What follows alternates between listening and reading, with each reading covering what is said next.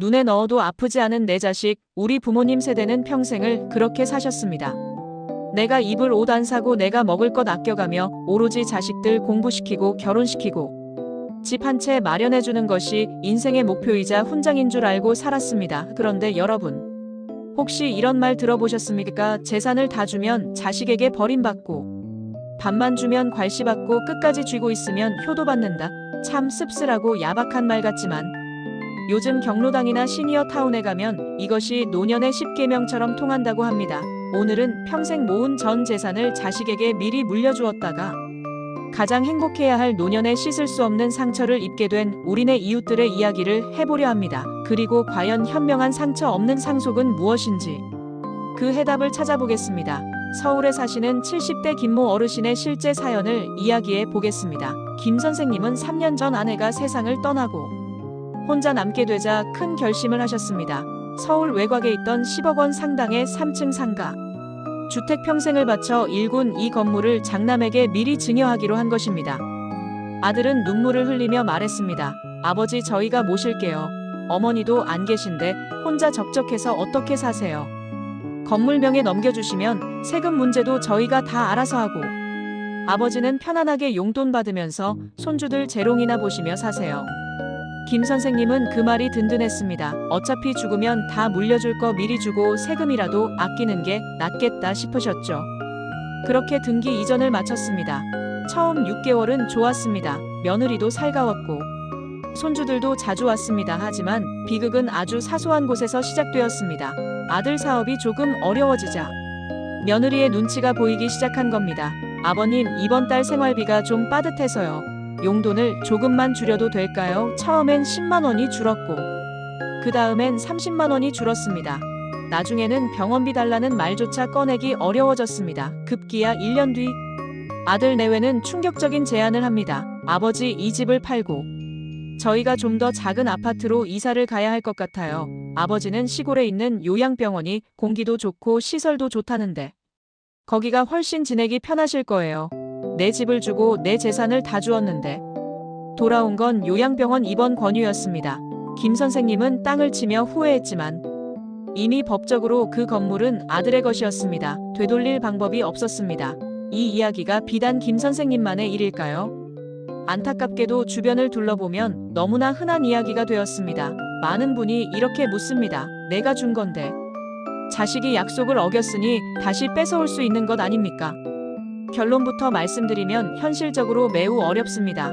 우리나라 민법에는 증여라는 것이 있습니다. 이미 등기를 넘겨주거나 돈을 입금해버렸다면 그것은 법적으로 이행이 완료된 증여로 봅니다. 아들이 효도를 안 한다고 해서 혹은 마음이 변했다고 해서 줬던 걸 다시 뺏을 수는 없다는 것이 대법원의 확고한 판례입니다.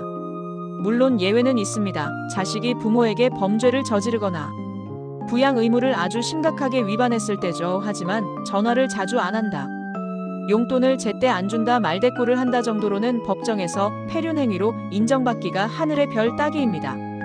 결국 도장은 찍어주는 순간 내 손을 떠난 것입니다. 내 손에 쥔 빵 한 조각이 있어야 자식도 나를 쳐다보는 것이지. 빵을 몽땅 줘버리고 나면 나는 그저 부양해야 할 짐이 되어버리는 것이 냉정한 자본주의의 현실입니다. 그렇다면 우리는 어떻게 해야 할까요? 자식을 사랑하지 말라는 것이 아닙니다.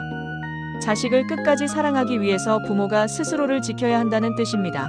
전문가들은 크게 3가지 원칙을 강조합니다. 첫째, 효도 계약서를 반드시 작성하십시오. 가족끼리 무슨 계약서냐 하시겠지만 아닙니다.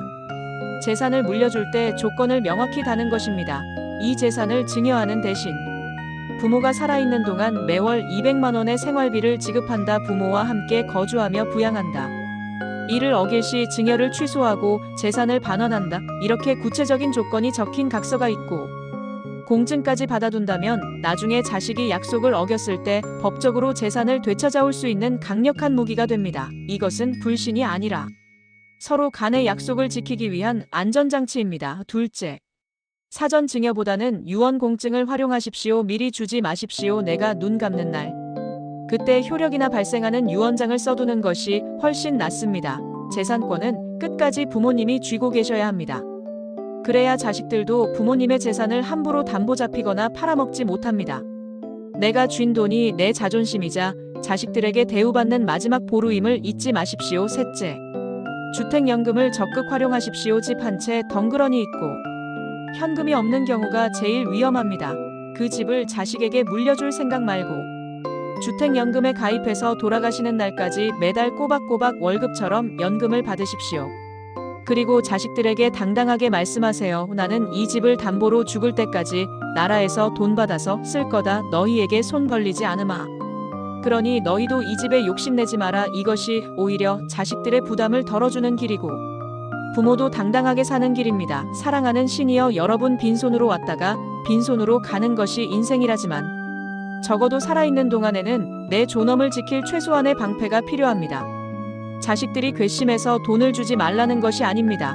우리가 스스로 행복하고 건강해야 자식들도 죄책감 없이 본인들의 인생을 살 수 있습니다. 부모가 가난하고 병들어 자식에게 손을 벌리는 순간 그 사랑스럽던 자녀와의 관계는 채무 관계가 되고 맙니다.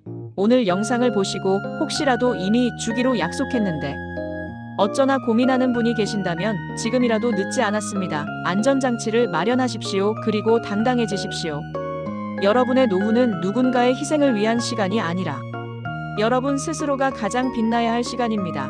현명한 상속 준비로 끝까지 존경받는 부모, 그리고 행복한 노년이 되시길 진심으로 응원합니다. 오늘 이야기가 마음에 와닿으셨다면 구독과 좋아요 부탁드립니다. 저는 다음 시간에 더 유익한 정보로 찾아뵙겠습니다. 감사합니다.